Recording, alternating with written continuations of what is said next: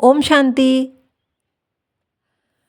11 February 1971ची ही अव्यक्तवाणी. या अव्यक्तवाणीचे title आहे अंतःवाहक शरीराने सेवा. बापदादा विचारतात, अंतवाहक शरीर जे म्हणतात त्याचा भावार्थ काय आहे? हे जे गायन आहे फक्त दिव्यदृष्टीवाल्यांचे नाही, पण ब्राह्मण मुलांचे आहे. त्याचा यथार्थ अर्थ आहे की अंतच्या वेळी मुलांची जी कर्मातीत अवस्थाची स्थिती असेल ती जशी काही वाहन आहे, कोणत्या ना कोणत्या वाहनाद्वारे सैर केले जाते, कुठे ना कुठे जाता येते. तसेच जेव्हा कर्मातीत अवस्था बनून जाईन तेव्हा त्या स्थितीमध्ये एका सेकंदात कुठे ना कुठे कुठेतरी जाऊ शकतात, कुठेही जाऊ शकतात. म्हणून अंतवाहक शरीर म्हणतात.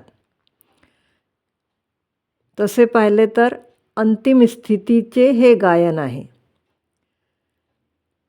त्यावेळेस स्थूल स्वरूपामध्ये भान राहणार नाही, म्हणून सूक्ष्म शरीर पण म्हणतात. याला उडणारा घोडा पण म्हणतात.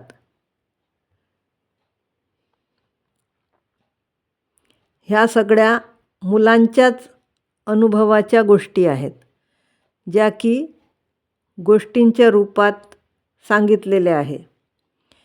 एका सेकंदात आज्ञा केली आणि पोहोचले, असा अनुभव होईल.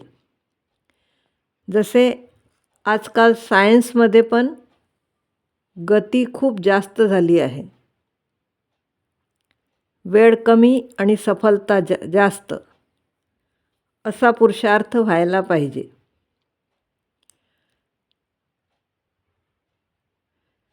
जितकी जितकी गती वाढेल तितकी तितकी शेवटची स्टेज जवळ येईल. गती वाढल्यामुळे शेवटची स्टेज लवकर येईल. बापदादा म्हणतात, शिवरात्रीला सेवा केंद्रांवर तर झेंडा फडकवतातच, पण प्रत्येक आत्म्याच्या मनामध्ये बापाच्या प्रत्यक्षतेचा झेंडा फडकवायला पाहिजे. हे होईल जेव्हा की शक्ती स्वरूपची प्रत्यक्षता होईल. शक्ती स्वरूपनेच सर्व शक्तिमानला प्रत्यक्ष करू शकतात. शक्ती स्वरूप म्हणजेच संहारी आणि अलंकारी.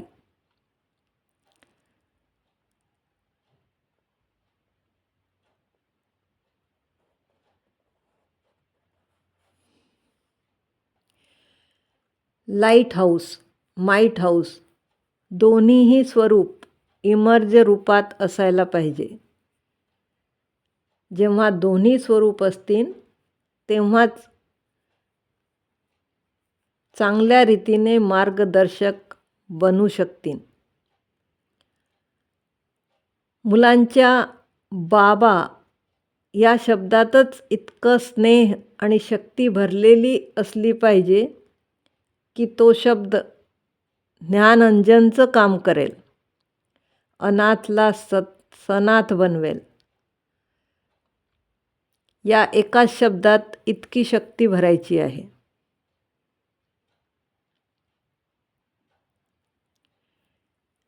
एकीकडे दयेची भावना, दुसरीकडे कल्याणाची भावना, तिसरीकडे स्नेहाचे शब्द आणि चौथीकडे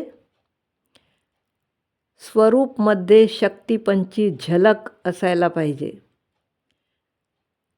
आपली स्मृती आणि स्थिती अशी शक्तिशाली बनवायची आहे की अनेक काळापासून पुकारत आलेल्या भक्तांना मुलांद्वारा बापाचा साक्षात्कार करवण्यासाठी मी आलेली आहे. अशा रीतीने आपले रूहानी रूप, रूहानी दृष्टी, कल्याणकारी वृत्ती बापाला प्रत्यक्ष करू शकते.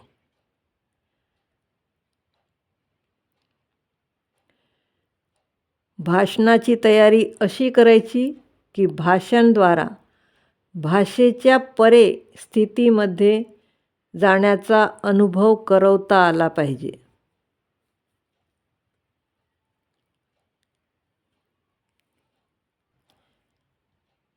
ज्यांचे भाषण शक्तिशाली आणि गती तीव्र असेल त्यांना विश्वकल्याणकारी मास्टर दुःखहर्ता सुखकर्ता म्हणता येईल.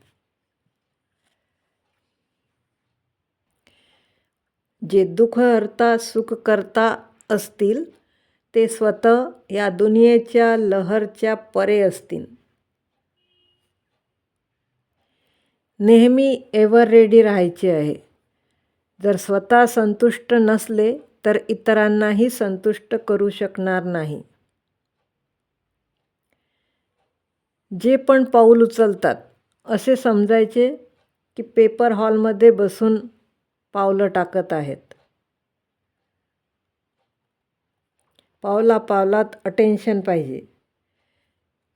जितकी जास्त जबाबदारी तितका मोठा ताज. ताज आणि तख्तधारी बनल्यावर अलबेला पण संपून जातो. ओम शांती.